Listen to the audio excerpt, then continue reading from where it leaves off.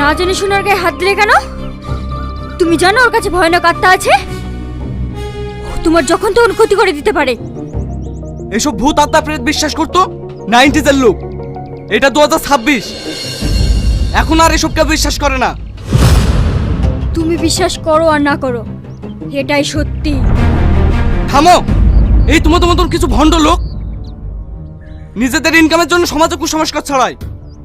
খেয়ে দিয়ে কোনো কাজ নাই, যত সব বুজুর্গি।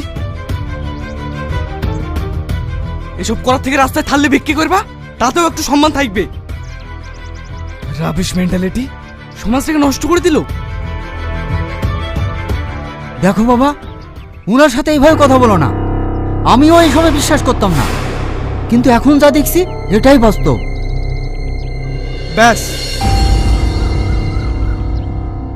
আমার এসব কথা শোনার ইন্টারেস্ট নেই।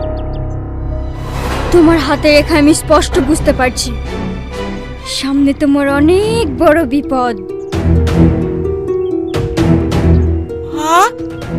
হ্যাঁ, আমার বিপদ?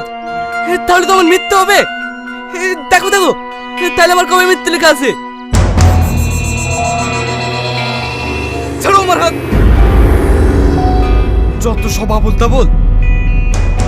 আরে তোরা সবাই পালিয়ে গেলে কেন? তোদের জানে এত ভয়? চোখে লেগা।